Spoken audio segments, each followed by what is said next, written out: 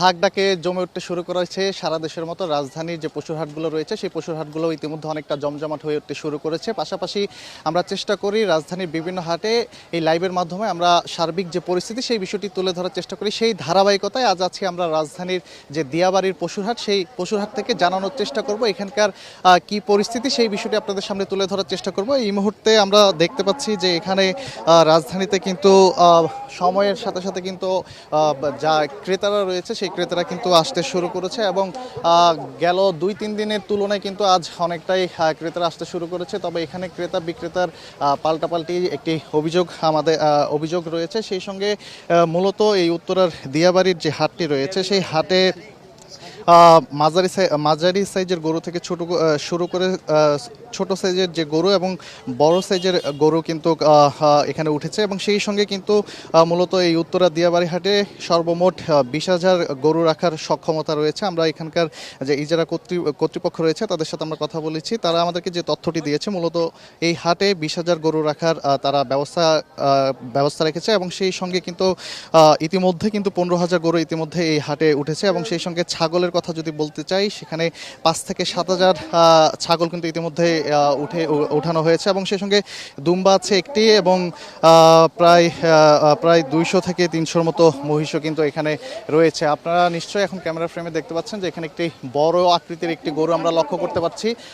সেই গরুটির রং আমরা দেখতে পাচ্ছি যে কালো এবং সাদার মধ্যে একটি আমরা গরু লক্ষ্য করতে পারছি। এখানে বিক্রেতা রয়েছে, আমরা একটু তার সাথে কথা বলবো, জানার চেষ্টা করব যে মূলত তিনি এই গরুটি কিভাবে লালন পালন করছেন এবং এটির দাম কত হাঁকছেন সেই বিষয়টি একটু বিক্রেতার সাথে কথা বলার চেষ্টা করব। গতকালকে রাত্রে আসছিলেন দুইজন, একজন আপনার হচ্ছে যে 6.5 লক্ষ টাকা বলছেন আর একজন হচ্ছে 7.5 লক্ষ টাকা বলছে দাম। আমার আশা হচ্ছে যে 10 থেকে 12-র মধ্যে হলে ছেড়ে দেবো আর কি।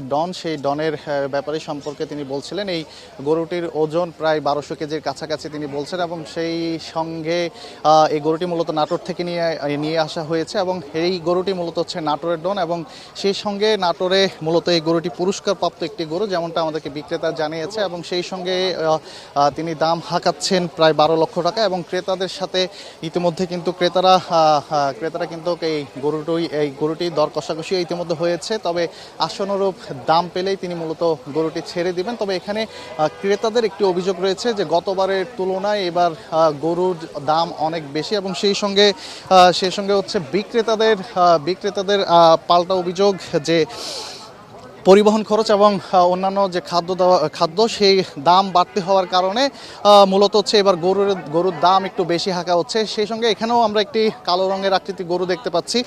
মূলত এই গরুর যে বিক্রেতা রয়েছে আমরা একটু তার সাথে কথা বলবো, জানার চেষ্টা করব। 3 বছর কষ্ট করে গরুটা পালতাছি, আমি তো খরচ দামি উঠে না। 8 লাখ হলে এই দুটি গরু আমরা ক্রেতাদের হাতে উঠিয়ে দিবেন আর সেই সঙ্গে হচ্ছে ওই গরুটি যদি বিক্রি করেন তাহলে 5 লক্ষ টাকা।